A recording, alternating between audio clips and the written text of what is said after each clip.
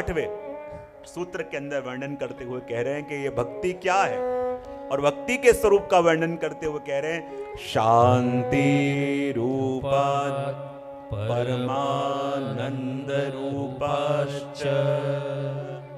अब देखो यहां भक्ति और भगवान दोनों को अलग करके नहीं देख रहे, कहते हैं जो स्वरूप भगवान का है वही स्वरूप इस भक्ति का है।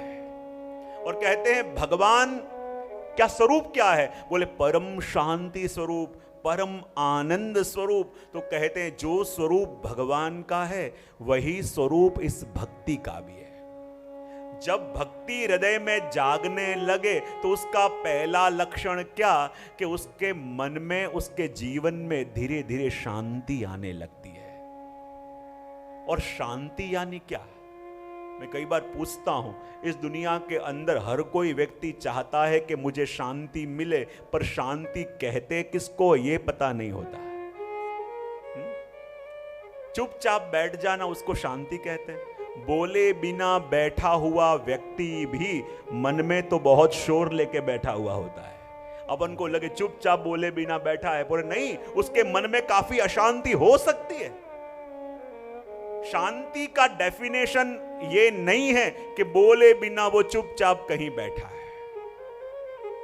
शांति, जब भक्ति आती है तब शांति का अनुभव होता है। और शांति कहते किसको है, न बोले बिना एकांत में जाके बैठना उसको ही शांति कहते हैं।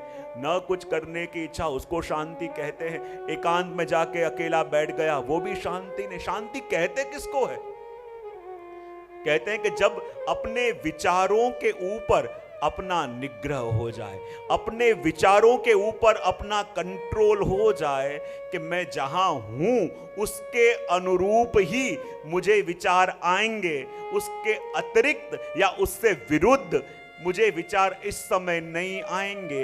ये कंट्रोल जिसको आ गया उसी को कहते हैं कि वो शांति का अनुभव कर रहा है। अपन देखो जब दुकान में जाते हो ना, तब आपको लगता है अरे प्रभु का नाम नहीं ले सकते, घर में प्रभु विराज रहे, प्रभु के दर्शन नहीं कर रहे, प्रभु की सेवा नहीं कर रहे। और जब सेवा में बैठते हो, दुकान में क्या हो रहा होगा? जब बाहर घर जाते हो तो अरे सत्संग में जाते अच्छा रहते, सत्संग में आके बैठे, घर में क्या हो रहा होगा? ये अपना स्वभाव, क्योंकि इंसान का स्वभाव क्या है, वो जहां बैठा होता है ना वो वही नहीं होता। ये इंसान की आदत है, वो जहां बैठता है वहां रह नहीं सकता। घर में बैठे हो प्रभु का स्मरण, प्रभु के सामने बैठे घर का स्मरण, सत्संग में हो घर की याद, घर में हो यहाँ की याद। तो कहते हैं जहां उपस्थित हो वहीं मन को रखना आ जाए, उसको कहते हैं शांति का अनुभव। अशांत मन होता ही तब है कि जब देह कहीं है और मन कहीं है, तब मन अशांत होता है। तो जब देह जहां है आपका मन भी वहां रहने लगा, तब वो जीव शांति का अनुभव करता है। और दूसरा कहा परमानंद स्वरूपा। और परमानंद स्वरूपा इसको क्यों कहते हैं, परमानंद रूपा क्यों कहते हैं? क्योंकि भक्ति के रूप में जब भगवान अंदर आवे तब उसके अंदर कोई शोक रह ही नहीं सकता। जब प्रभु का आवेश उसके अंदर आता है तब उसके जीवन में शोक कैसा?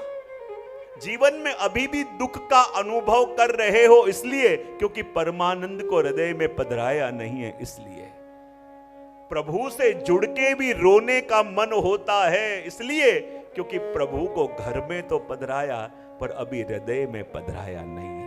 जो हृदय में पधार गए होते, वो आनंद का आवेश अंदर आ गया होता, वो आनंद प्रवेश कर गया होता, तो फिर अपने जीवन में कोई शोक, कोई चिंता, कि कोई दुख रह ही नहीं सकता।